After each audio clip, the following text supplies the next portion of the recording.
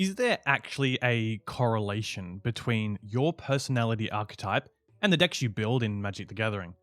Are we just playing a game because we think it's fun? Or is there a micro conversation happening that details my identity like a passport would? A poor man might have simply made a 30-second video exclaiming why running Boral, Chief of Compliance, as your commander makes you a sadistic, narcissistic with Machiavellian tendencies. A poorer man would have put his opinion about that very same card in his introduction as a humorous example, then continued to milk that point for an extra 10 minutes. Good thing this video goes for 11, and I'm neither of those. If I want to understand identity in Magic cards, I need to understand what makes the identity of a person. Generally speaking, identity is shaped by our own ideas and values that we use to shape said identity. ChatGPT says, identity is the collection of traits, beliefs, experiences, and roles that shape how a person sees themselves and how they're perceived by others. And my dad says, I don't have this number saved, who is this? Since identity has a few tree branches to climb, I thought I'd simplify my correlation between people and their choice of Magic the Gathering deck by drawing comparison to Carl Jung's work on the 12 personality archetypes and leading social characteristics of introverted and extroverted behaviors. I felt like since these were all encompassing and broad, they'd best be used to create a line of understanding between how we function, how we see ourselves, how we want others to see us, and how our Magic decks do that very work for us. Now that we know the psychological source we're dipping into, let's also set some ground rules for the Magic side of things. I'll be focusing on two archetypes, aggro and control decks. Aggro decks are fast-paced, aggressive decks with the goal to end the game quickly, usually red and or white, and with low-cost creatures or spells that usually have haste, prowess, or direct damage like a lightning bolt. Now, control's on the other side, preventing your opponent from doing what they want to do, and generally looking at late-game decks that aim to control the battlefield. Usually dipping into blue and black, these decks aim to shut down your opponent's plan, establish countermeasures to combos, all whilst setting up a secondary objective to win. Now, I know what you're thinking. There's an archetype you think is probably important to talk about, and that's combo.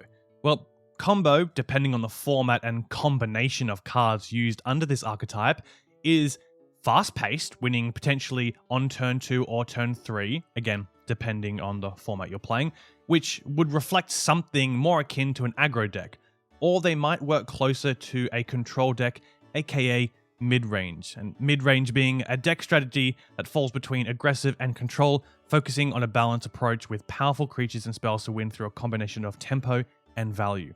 This is generally setting up a larger, long-term reinforced idea behind the deck. Again, combo can either be aggressive or it can be more control, which is why, since it can be one or the other, I'm just going to simply focus on aggro or control and not dip too much into combo as an archetype. So we've established the two Magic the Gathering archetypes we're looking at. Let's have a look at some of these 12 personality archetypes to get an idea of what we're working with. Here are two that just at first glance look like they would fit perfectly into the bubble of aggro and control plays. For aggro, I picked the Jester, the motto being you only live once, a core desire to live in the moment, full of enjoyment. The greatest fear is being bored or boring others. Strategy, play, make jokes, be funny. Now, keep in mind, these are describing specifically the 12 personality types and yet do not have any correlation with Magic cards. But from here, I saw a bit of a trickster, a practical joker, someone who likes to have fun and generally likes to go fast with what they're playing with. Then I picked the Ruler on first glance. Now, the Ruler is all about control. Their motto being power isn't everything, it's the only thing. I do agree with their strategy, exercise power, and that's something that control players like to do. Take care of one side of the field while dealing a whole lot on the other. Now, let's take it a little bit back, because though I did want to focus on the 12 personality types, I also wanted to introduce the introverted and extroverted natures. I think they're two huge factors when taking into consideration an individual and how they conduct themselves, and it generally is one of the core foundational principles that we hold ourselves in whenever we're doing generally day-to-day activities. It's a part of a core identity and who we are. Introverted behavior isn't just about being quiet or shy. It's more about how someone processes the world around them. Introverts tend to prefer thoughtful reflection over spontaneous action. They enjoy solitude or focused environments. They plan carefully and take time to make decisions. They feel more drained by too much external stimulation, and they're often more observant than reactive. What is a control deck? There's decks that thrive on patience. Instead of rushing in with aggressive creature, control decks wait, they react, and they shut down threats. Some trademarks of a control deck may include counterspells, removal, and board wipes, drawing lots of cards and building long-term advantage, slowly exhausting the opponent's resources, then dropping one win con once the coast is clear. So what do these two things do? Introversion and control decks, what do they have in common? Tends to be a lot. Think about it. Both require patience. You're not jumping in, you're waiting for the right moment. They both value planning and deliberate decision making. There's a preference for structure and predictability rather than chaos or high stimulation gameplay. And both require a kind of mental discipline. You're playing the long game, whether you're navigating the social situation or waiting for your opponent to overextend. Personally, I've always found control decks super satisfying. Not because they're flashy, but because they reward thinking ahead and staying calm under pressure. Does this sound like your deck choice? I'd love to hear what playstyles you think reflect you as a person. Let's look on the other side, the extroverted behavior. This isn't just about being loud or outgoing, it's about how you energize. Extroverts tend to feel energized by social situations and external activity. They prefer actions and fast decision making. They embrace risk and spontaneity. And they like to lead with impact and express themselves boldly. Basically, they thrive on environments where they feel fast and dynamic. Now, think about aggro decks in Magic. These are decks that say, I'm here, I'm swinging, stop me if you can. They focus on cheap, aggressive creatures, fast damage outputs. They keep pressure on from turn 1, and they try to win before the opponent even gets set up. It's not about patience, it's about momentum. Now, let's connect this to the extroverted nature and what those dots are. First, they're action first. No waiting around, just make your move. They're fast and high energy, just like someone who thrives in a loud room or lively debate. Aggro decks take risks, pushing all in on early aggression, which can either overwhelm or backfire. And most of all, they're about making an immediate impact. Just like an extrovert walking into a party, aggro decks want to be seen and be felt right away. For me, aggro decks are like adrenaline. You get in, you hit fast, and you either win big or you go down swinging. What is identity? If I told you I played mono blue, you might have already decided what my identity is.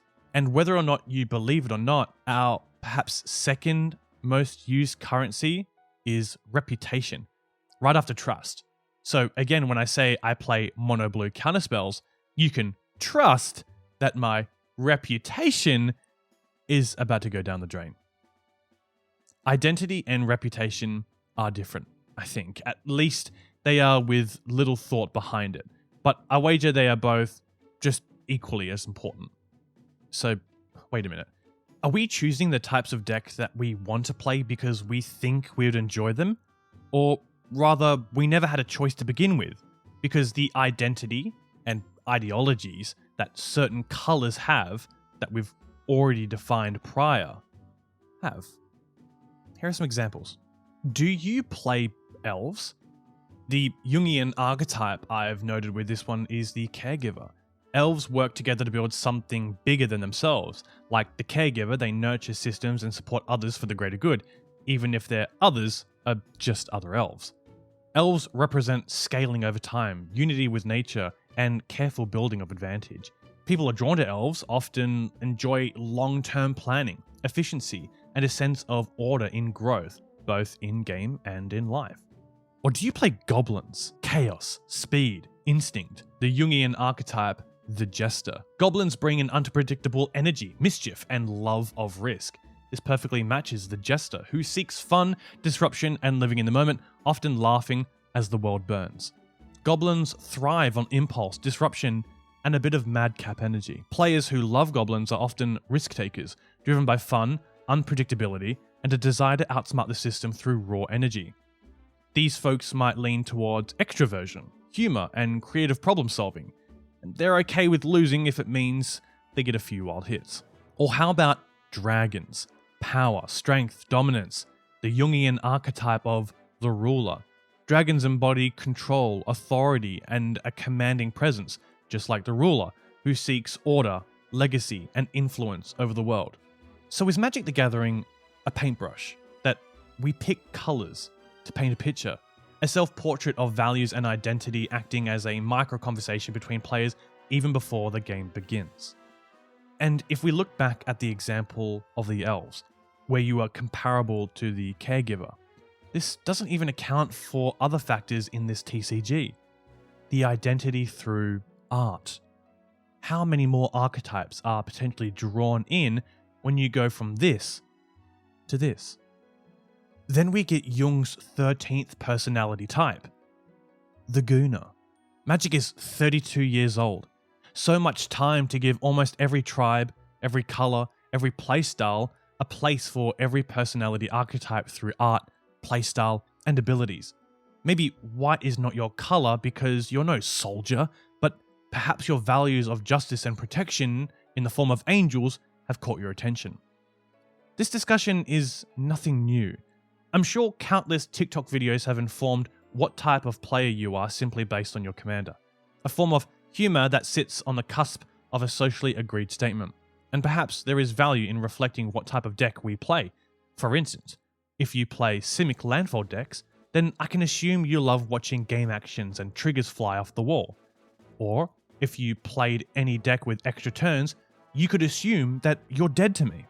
What does your deck say about you?